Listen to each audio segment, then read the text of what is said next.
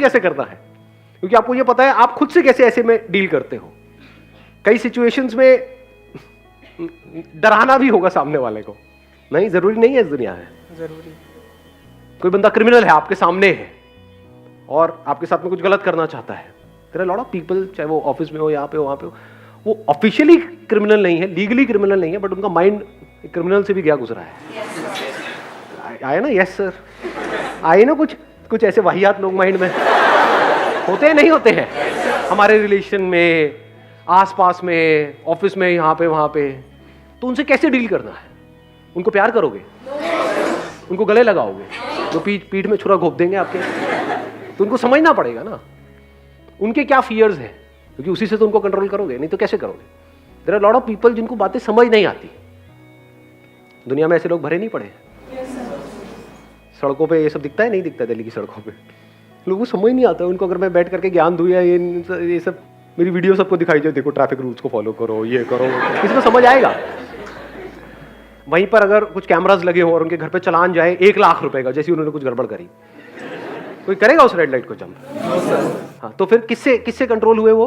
प्यार से, बातों से, फियर से। तो कुछ केसेस में फियर को समझना जरूरी होता है।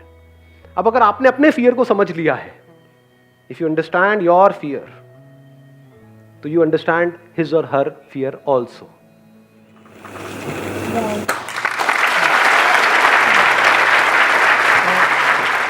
अभी किसी ने वाव बोला था, किसने वाव? अरे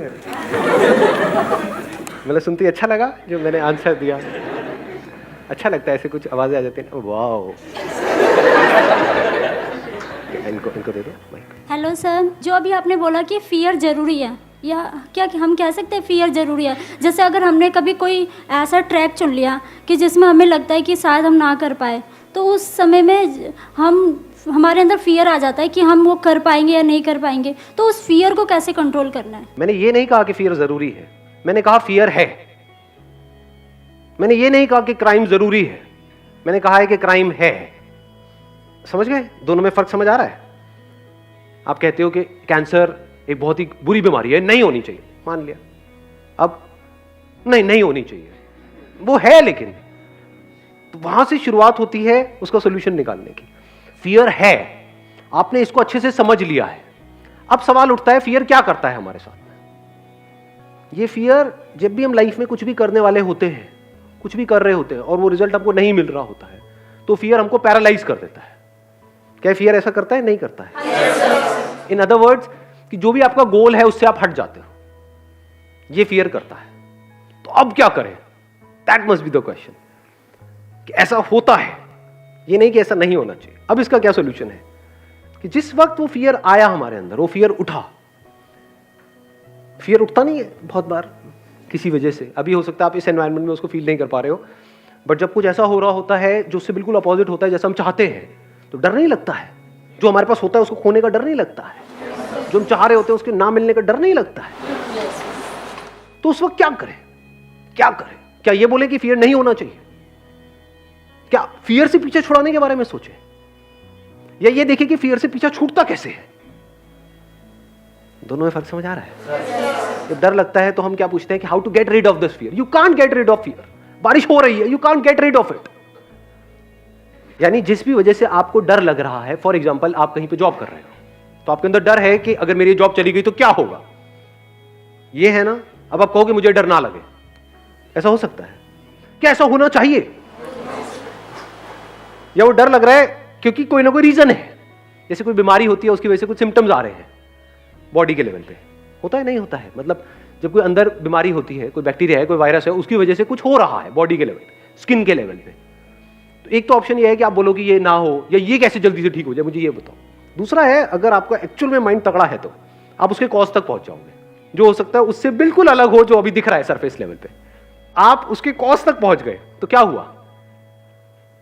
वो बीमारी ही गई, अगर उस बीमारी के आप कॉज तक पहुंच गए तो। एक है सरफेस लेवल पे, तो ये फियर है, this is not the cause, this is a symptom. Cause is something else. For example आपके पास में पैसा नहीं है, तो कॉज क्या हुआ? फियर। फियर अपने में कॉज है। Fear is a symptom because you don't have money. तो you need to think about how to get money rather than thinking about getting rid of fear. पैसा आ गया तो डर कहां गया उससे रिलेटेड? गायब। आपके अंदर डर है ना कि भाई मेरे अगले महीने का रेंट कहां से आएगा घर का, तो अगर आपके पास पैसा हो तो उससे रिलेटेड डर है। चोरी होने का डर। अच्छा, आपने बड़ी इंटरेस्टिंग बात बोली, उसके बाद भी चोरी होने का डर है। अगर आपने अपने आप को इतना कैपेबल बना लिया है, अब सुनना, अभी एक लेयर थी पैसा नहीं है, पैसा आ गया तो पैसे से रिलेटेड डर गया, लेकिन अब ये डर है कि अब ये पैसा जो मेरे पास में आया वो भी चला गया तो क्या होगा, अब उसको भी खोने का डर है। अगर आप खुद को ऐसा बना लो कि पैसा खुद चल करके आपके पास में आए, ऐसे लोग हैं इस दुनिया में? नहीं है। पैसा उनके पीछे भागता है, वो पैसे के पीछे नहीं भागते हैं। जिसमें कैपेबिलिटी है पैसा उनके पीछे पीछे भागता है। पैसा मतलब क्या? पैसा किसको मिलता है? पैसा उसको मिलता है जिसके बेस पे, अगर आप जॉब कर रहे हो तो पैसा किसको ज्यादा मिलेगा? जिसके बेस पे वो कंपनी ज्यादा कमा सके। तो आप एक स्पेयर पार्ट के जैसे हो गए उतनी बड़ी मशीनरी में जिसको वो कंपनी बोलती है। तो अगर आप एक ऐसे स्पेयर पार्ट हो कि जिसको अगर निकाल दिया उसमें से तो पूरी की पूरी मशीनरी बंद हो जाएगी, तो आपकी वैल्यू ज्यादा है या नहीं?